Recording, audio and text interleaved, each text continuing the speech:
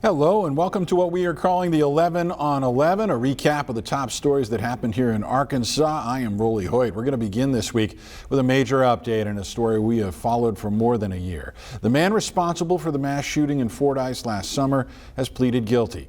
That news emerging after a hearing Monday in Camden. As Catherine Rowley found out, it spares the 45-year-old from the death penalty and the victim's loved ones from a potentially grueling trial. Here's what we know so far about the plea deal. Court filings suggest that Travis Posey agreed to it on July 16th after originally saying he was not guilty. But yesterday's hearing is when it became official. During Monday morning's appearance, Posey pled guilty to 4 counts of capital murder in the deaths of Roy Sturgis, Callie Weems, Shirley K. Taylor, and Ellen Schrum. He also pled guilty to 11 counts of attempted capital murder. In return, prosecutor Jeffrey Rogers took the death penalty out of play. They recommend Posey gets life without parole for the murders and 20 years each for each of the attempted murder charges. I reached out to the families of the victims for their reaction to this development. I received a statement from the Sturgis family saying in part, "Today we want the community to know that our families support the decision of the plea deal offered. This decision was not made lightly. It came after long conversations, tears, and deep reflections on what would bring the most peace and healing to those left behind. By accepting the plea, we avoid a lengthy and emotionally devastating trial. We spare ourselves and our community from having to relive the trauma in court," end quote. Posey's trial date was set to start on August 4th. That will now be his sentencing hearing. Posey is also facing a lawsuit from one of the surviving victims. The last court hearing on that was in early May of a default judgment. One of Posey's attorneys, Jim Wyatt, returned our calls but said that no one from the defense team would be making any comments ahead of the sentencing hearing. That included answering any questions about what motivated Posey to attack the Mad Butcher 13 months ago. Yesterday, I was in Fordyce for most of the day and asked numerous community members if they would like to do an on-camera interview, and all declined. All right, Catherine, thank you. People living in Pine Bluff are continuing their mission to prevent violence in their city, despite some recent setbacks, 2 shootings last weekend, in fact, that ended the city's nearly 2-year streak without a juvenile homicide. Tamer Knight shows us the plan they've got now to move forward. 500 some days without a juvenile, 60 some days without adults, but things do happen. We can't control people's actions, but we can, like you say, control the consequences. Pine Bluff city officials say they have seen great success with new initiatives to stop the bleeding in their community. People were surprised and people felt like 1 murder is too many, 2 was outrageous, and it was. But their record-breaking group violence intervention campaign is reset after a 14-year-old juvenile and 36-year-olds Marquis Avery were killed in 2 separate shootings over the weekend. On Tuesday, city leaders met with the community to discuss the tragedies. And it's just going to take time. We didn't get here overnight, and we're not going to stop it from overnight. So we're going to put in the work that we need to do, and we're going to see the results. It might not be tomorrow, it might not be the next day, but we're going to see it. So we asked Mayor Vivian Flowers, how will the city move forward? What we saw this weekend is absolutely something that does not define Pine Bluff, but I don't know that it calls for us to look at it as we have to rebuild from there. I think that when we look at our law enforcement, when we look at our community, when we look at GVI, when we look at our faith-based organizations, and we look at our commitment to public safety, we've been rebuilding and we've seen results from that, and we continue to address crime, whether it's make arrests, whether it's protect people, whether it's engage in prevention, and when tragedy strikes, we respond. And while it's a sad setback for the GVI program and Pine Bluff community, Director Kevin Crumpton wants to refocus the city's attention during this time. We encourage the city to focus on to those that have lost their loved ones. We have to rebuild and build them up. We're going to still continue to throw out our message to stay safe, stay alive, and stay free. Tamer Knight reporting for us there. Arrests have been made in both cases. Pine Bluff Police Interim Chief Shirley Warrior says she's proud of her department's response so far and the response from the community. A Little Rock homeless village has been in the works for a couple of years. Been trying to work through some holdups, but now crews are back on track and they're making up for lost time. Carter Thweet shows us where things are and why this project took so long. Off Roosevelt Road in South Little Rock, what's currently a construction site could become a safe haven for over 200 people who make up Little Rock's homeless community. Transitional housing for the unsheltered individuals that are homeless on the street. Kevin Howard is the director of housing and neighborhood programs for the city.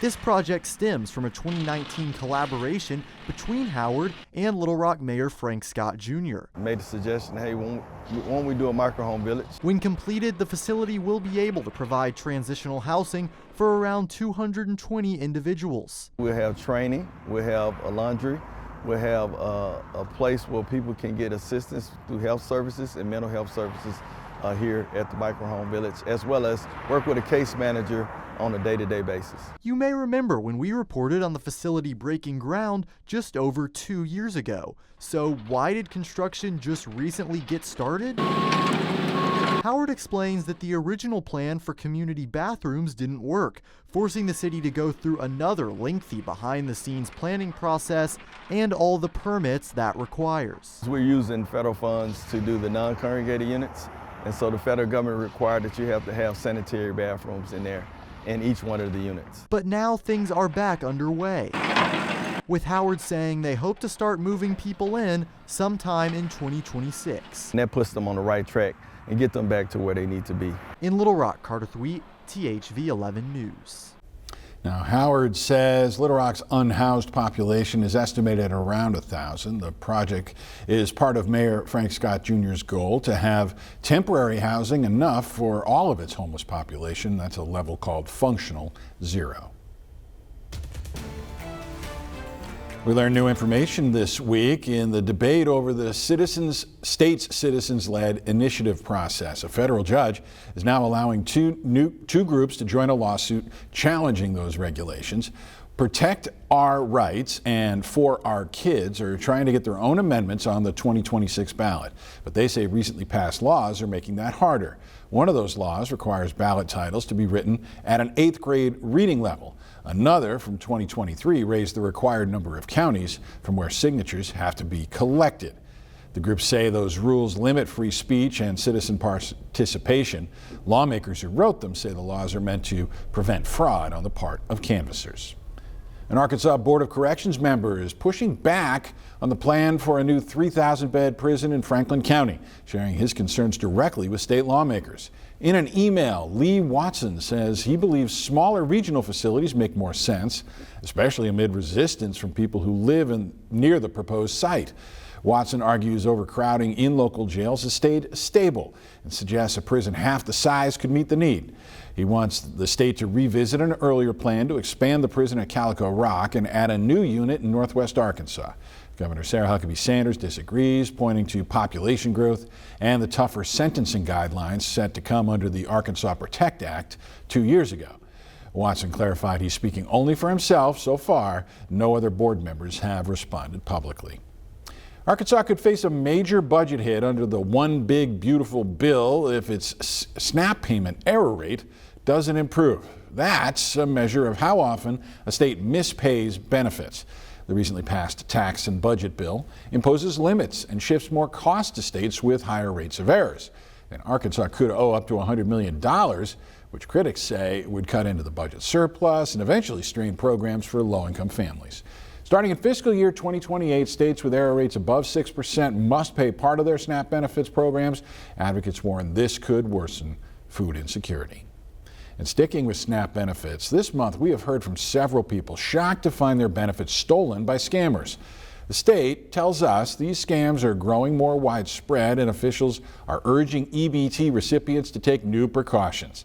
In an 11 News investigation, Catherine Rowley lays out the important steps with food stamps now an easy target.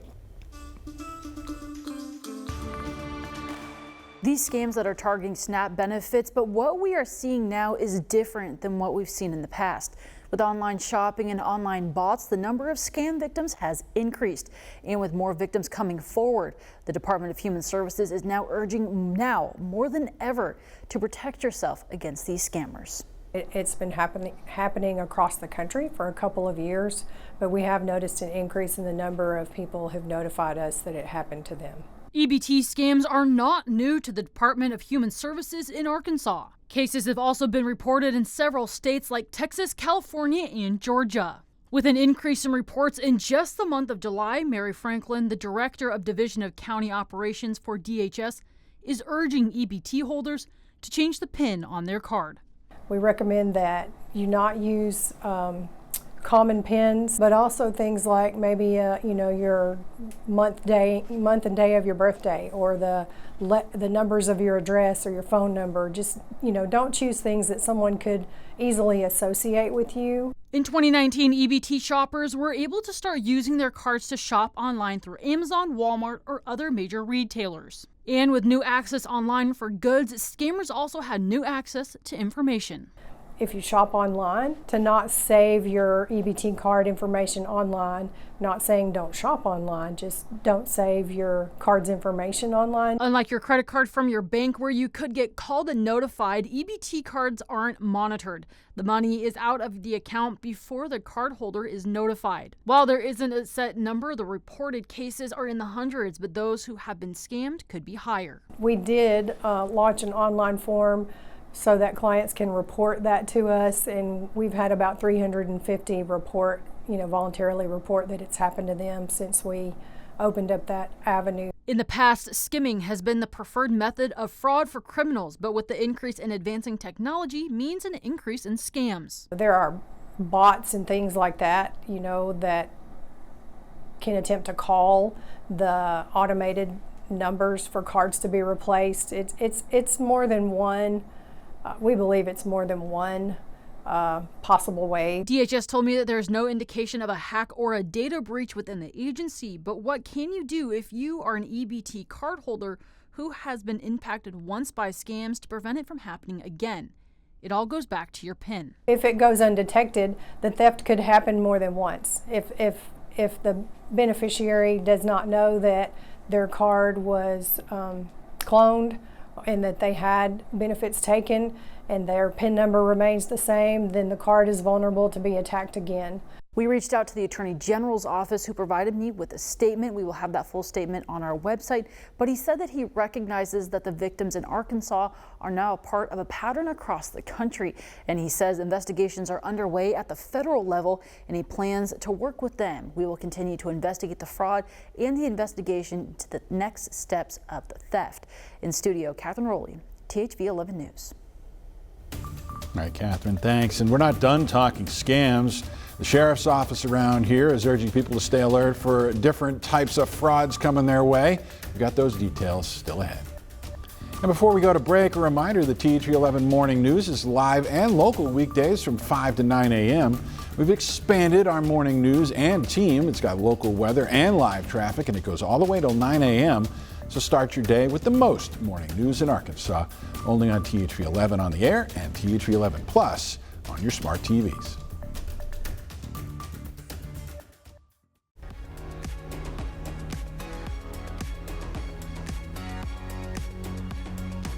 People all over Pulaski County are being fooled by scams, and the sheriff's office here is out today with new warnings. Carter Thwee tells us what they are and how you can protect yourself. They're threatening you if you don't take care of this matter immediately, that they're going to come and arrest you.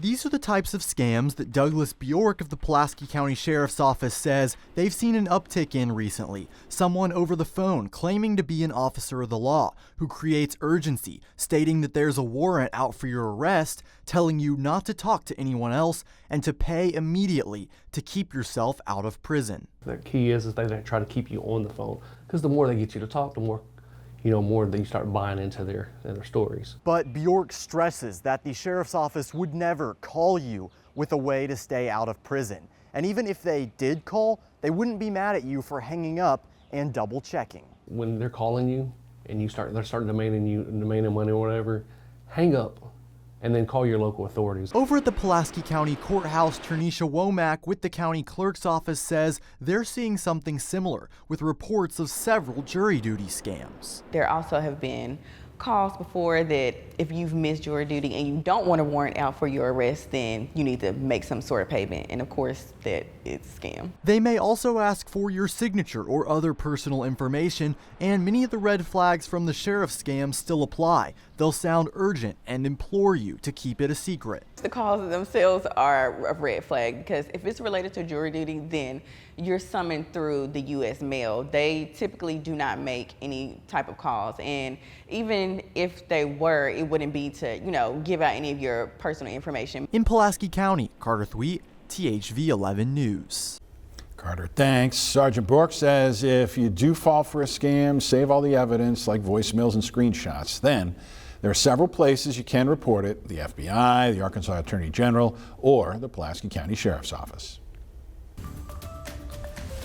Let's take a closer look now. Virtual doctor's visits took off during COVID, and now that they're here to stay, a new study from UAMS shows virtual care can help close gaps in postpartum health services. It's especially important here in Arkansas, where many moms live far from the hospitals where they gave birth. Lauren Spencer brings us the details on how this could change care across the entire state.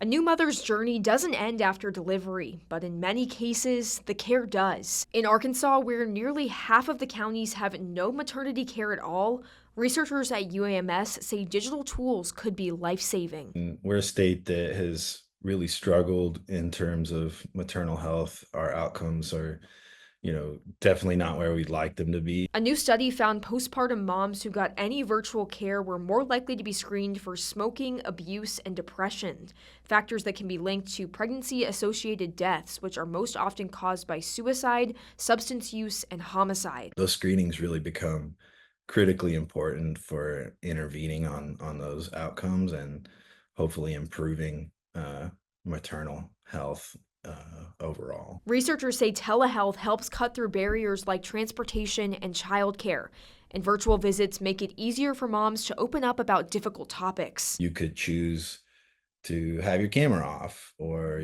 you can choose where you're at in your house to have that discussion. Now they're urging providers to consistently offer these screenings. UAMS researchers say 9 out of 10 maternal deaths in Arkansas are preventable. They hope virtual care can help close the gap, especially in underserved and rural communities. Our suggestion isn't to have it be a replacement for in-person visits, but that it be a valuable addition to a broader postpartum care strategy. Lauren Spencer reporting there. And these telehealth initiatives follow the passage of the Healthy Moms, Healthy Babies Act, a new law pushed by Governor Sanders aimed at improving pregnancy and postpartum care in the state. Well, the heat hanging around, and we are all wondering what's the best way to beat it. We've got some answers coming up, but first, let's eat it up. Oh yeah.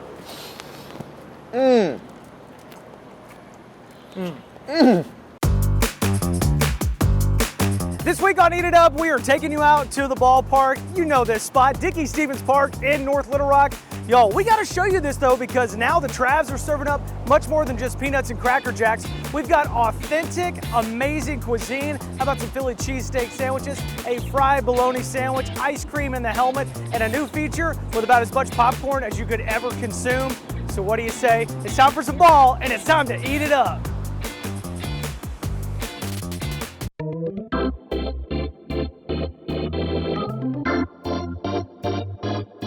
The Travelers have never had menu items like this before. I think they've kind of modernized things a little bit here lately and tried to get some innovative ideas in the concessions and up in the suites. So we, having the chef here kind of helps us elevate that experience.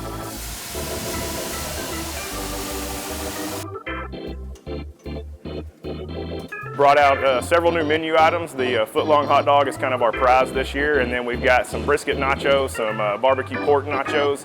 We've introduced a new souvenir helmet to hold those nachos in, as well as a new souvenir helmet for the ice cream stand. And then we're looking at rolling out this home stand for the new popcorn tub. So it's a massive kind of movie theater style popcorn tub that we're real excited to get out this week. Did that look delicious enough for you, Lance? This looks amazing. And we're about to, this week, these are brand new, these popcorns right here. Yes, in fact, you were the first one to take, and you get to take these home. These are souvenirs.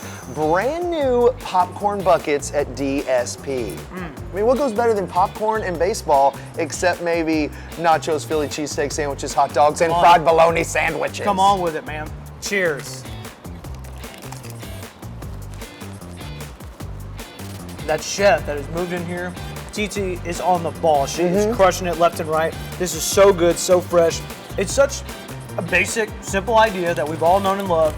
Going to the ballpark, getting some barbecue nachos, getting nachos. And now you put such a cool local twist on it. Fried bologna may not be for everyone. Like, there may be someone's like, I'm not eating fried bologna or Spam. But then there's other people that are just like, oh, it is so good. And it's one of the nostalgia things here at the ballpark. So can you see like the Cajun seasoning they put on this thing? Actually, I don't want to talk anymore. I'm just going to eat. Go ahead, do your thing. I've done the Dizzy Bat Race in the past where I had to spin around. I've run the bases way back in the day with Shelly. Nothing has put me in more of a tizzy than this amazing. Than the Philly cheesesteak. Than the Philly cheesesteak, man. Give the people what they want.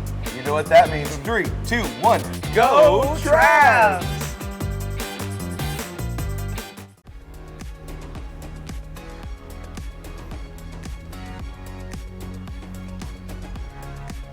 Beating the heat is a hot topic these days. No matter how you stay cool right now, though, just remember to keep some H2O close by. Brooke Buckner shares tips from an expert to make these summer days a little more bearable. We've all seen them, and you know exactly what I'm talking about. I'm talking about those huge 40-ounce tumblers that have gained a lot of popularity in recent years. I myself, I'll admit, I have a few of those, but today I didn't bring one with me. Instead, I have this 24-ounce bottle that I find myself constantly refilling throughout the day just to stay hydrated in this heat. Well, I was just humbled by a local doctor who told me I'm not drinking nearly enough water as I should, and you might not be either. If we're sweating, if we're doing a lot of sweating, you want to really make sure that you're getting your electrolytes in, because with that sweat, you're losing magnesium, you're losing potassium and sodium. Dr. DeJuan Daniel at CHI St. Vincent tells me you should try to drink close to a gallon of water a day, especially in this heat. He says it's also a good idea to work in some Himalayan salt or Baja sea salt. The Gatorades, the liquid IVs, those are definitely helpful, but you know, for those health conscious people trying to stay away from sugar and those things, you can do it a little bit more natural with the water and adding a pinch of salt. Well, you heard the doc. It's best to drink water and electrolytes to stay properly hydrated, but if you're like me, you may want something a little sweeter. Wait a minute. How'd I get to a snow cone stand? A lot of people come in when it's hot outside. Kate Smith says Cajun snow stays pretty busy on days like this, but the long line didn't scare me away. My go-to is sour green apple, so I'm gonna go with that, and let's do a small. Number one seller is Tiger's Blood for sure, but we have some other really popular ones too. Wedding cake and cream. Yeah. Water, frozen water, I mean, it's basically the same thing. Whatever you do get, just make sure to enjoy it in a nice, shady place. Reporting in Little Rock, Brooke Buckner, THV 11 News. Cheers. Well done, Brooke. And Dr. Daniel also says when it comes to choosing hydrating snacks, he recommends fruit, but remember, none of that replaces liquids. That's it for the 11 on 11. For the latest check-in with Brooke this weekend, and be sure to catch me and Faith Woodard weeknights on air and on your devices. We'll see you next week.